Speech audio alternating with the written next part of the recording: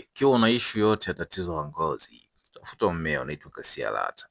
Ukiutazama kwa ukaribu sana umefanana kama mkunde pori, lakini wenyewe wanakuwaga na vimiba miba hivi, afu hao majani ya njano yanakuwa kama yamekaa hivi yamesimama, hayako wazi kama ya mkunde pori. Ni mmea kiboko sana katika kutibu tatizo la ngozi, yaani ngozi yako wewe kama ina tatizo lolote, ikiwa chunusi, mapele, huo mmea ndio kiboko yao. Sasa unafanya zoezi moja rahisi sana. Ukiupata huu mmea unachukua haya majani ya njano hayo, then utaanika kivulini. Usianike juani kwa sababu utaua zile nutrients zinazopatikana katika mmea huo.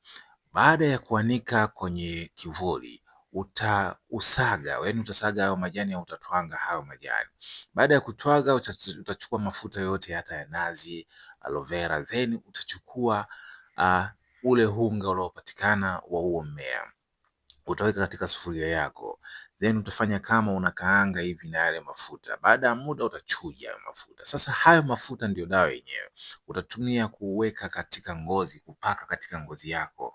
Ngozi hata kama ina tatizo lolote lile, utashangaa ngozi inazidi kuwa vizuri, utaglow vizuri, ngozi itakuwa nzuri na yenye muonekano mzuri, na hayo matatizo kama mapele, makovu mwilini yatakwisha. Kuna wale wakina mama pia wenye michirizi, wanakuta amejifungua labda alafu anapata mchirizi kwenye tumbo, ni vyema sana ukatumia huu mmea kupaka hayo mafuta mara kwa mara, itakusaidia kupona hilo tatizo kabisa na litakwisha kabisa. Na kuna wale pia watu wana tatizo la kuvimbiwa, wamekula vyakula tofauti tofauti, chukua hayo majani then utachemsha kidogo, utakuwa unakunywa, tatizo hilo la kuvimbiwa litakwisha kabisa. Kwa hiyo mmea ni kiboko sana kwa matatizo hasa ya ngozi.